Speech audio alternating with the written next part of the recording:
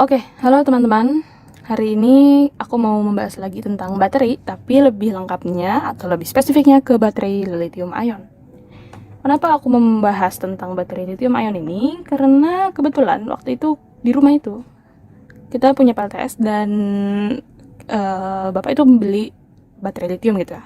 Dua-duanya ada yang lithium dari bekas bongkaran baterai dan juga lithium pack yang biasa digunakan buat BTS ini. Bekas BTS bongkarannya kita pakai, dicoba dikombin dengan PLTS. Nah, sebelum masuk ke baterai lithium nih, kita mau tahu dulu tentang baterai dari jenis-jenisnya dan apa yang biasa dipakai di solar system ya. Karena aku di sini lebih fokusnya ke solar systemnya. Baterai itu adalah alat yang dapat merubah bentuk energi ya, dari energi kimia di dalam baterainya itu ya, menjadi listrik biasa dan menjadi energi listrik dan biasanya digunakan pada perangkat elektronik, misalnya laptop, handphone, remote, atau elektronik lainnya. Macam-macam baterai itu ada secara penggunaannya, ada primer dan sekunder. Primer itu yang sekali pemakaian ya, misalnya ABC, alkalin. Nah, itu dari senyawanya ada alkalin, ada zinc karbon, dan juga ada lithium. Biasanya dia itu pemakaiannya 10 tahun, terus habis itu dibuang. Tapi lithium yang kita tahu biasanya adalah rechargeable atau bisa di charge gitu ya. Dan setelah life cycle-nya habis, bahkan dia tidak bisa dipakai lagi atau sudah berkurang gitu. Nah, dari senyawanya biasanya ada alkalin, ada lithium dan ada nikel, lithium ion juga.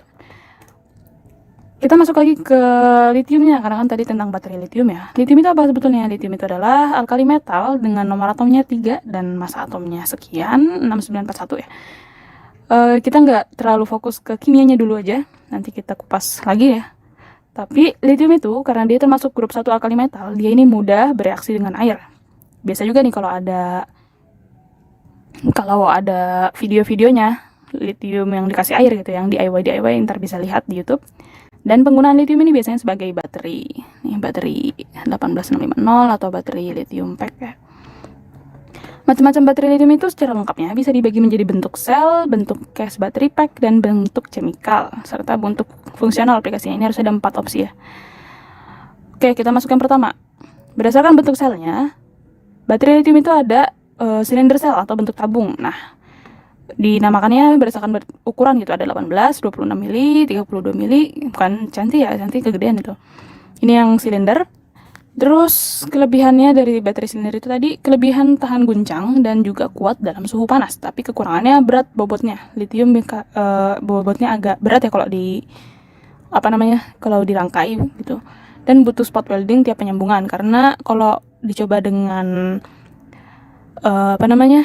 kalau kita coba dengan solder aja biasanya agak kurang ya, tahan lama lah gitu. Lalu ada lagi bentuk baterai flat cell atau yang flat ya, suka ada model HP lama tapi dia tidak tahan guncangan dan suka panas, yang suka dibilang baterai kembung itu. Lalu ada soft pack cell yang kayak permen. Oke. Dan juga si soft pack ini biasanya dipakai di kendaraan listrik. Kalau ini tadi sebetulnya masuk ke flat cell ya, flat karena dia flat. Tapi si soft pack ini dia tahan ringan. Dia itu bobotnya ringan dan mudah di replacement. Jadi tidak perlu kayak tadi ini kan harus kita rangkai dulu, disambungkan, di spot welding dulu. Nah, ini udah jadi. Dan terakhir ada prismatic cell. Ini upgradingnya dari soft pack. Tapi dia tuh udah hardcover gitu keluarannya. Biasanya bentuknya segi 4, dipakai ke BTS gitu ya. Ataupun kalau buangannya jadi UPS, buangannya yang bekasnya menjadi untuk PLTS gitu ya. Tapi dia juga biasa digunakan di UPS. Selanjutnya ada macam-macam lithium baterai dari zat kimianya. Nah, di sini ada lithium mangan dioksida, dia biasanya disebut lead ion, elektrolit cairnya ya. Dan kalau film dari zat monomer disebut lithium polimer. Elektrolitnya film dari zat monomer, lithium polimer karena tadi zat monomer. Terus ada lithium kobalt dioksida, elektrolit cair dan agak berbahaya di atas 5Ah, lebih sering dipakai untuk drone atau camera action, tapi jarang ada liponya atau yang memakai film zat monomernya. Namun kobalt dioksida ini biasanya agak mahal katanya. Terus ada lithium nikel, mangan, kobalt dioksida atau gabungan lit nikel. Biasanya dikenal dengan lithium polimer gel baterai karena elektrolitnya juga gabungan polimer yang berbentuk gel, biasa dipakai di kendaraan listrik. Tapi dia ini biasanya lebih mahal juga, walaupun secara kegunaan lebih tahan katanya. Terus terakhir ada lithium ferrofosfat atau elektrolit film polimernya. Dia itu tidak cair, pakai yang kering gitu ya. Dan baterainya umur panjang karena life cycle-nya lebih banyak 25% dibandingkan normal lithium ya. Misalnya dia itu biasa 5000 life cycle, dia bisa nyampe berarti 7500 life cycle. Dan dia juga ada yang hard case-nya gitu ya, LiFePO4 ini. Makanya sering digunakan pada sistem solar panel kalau dari bekas BTS, UPS gitu. Kita bisa lihat di kanan ini ada perbandingannya ya. Oke. Di sini ada beberapa senyawa lithium ya, ada LCO, LMO tadi mangan, kobalt gitu, terus TO.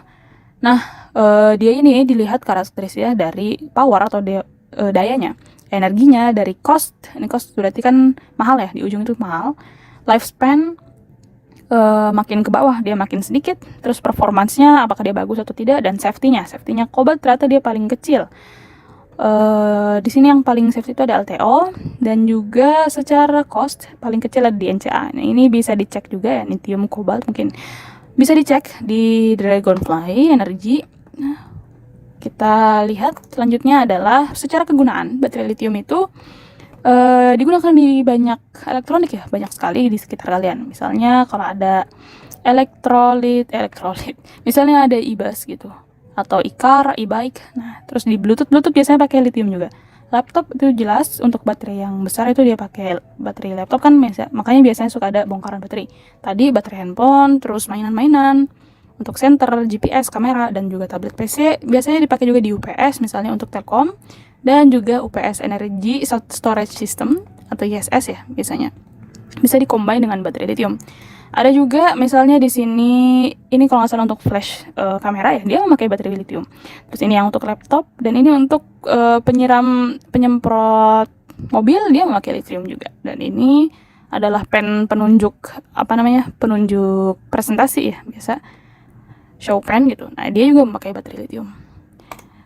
Oke, cukup untuk lithium hari ini. Sekian dan terima kasih.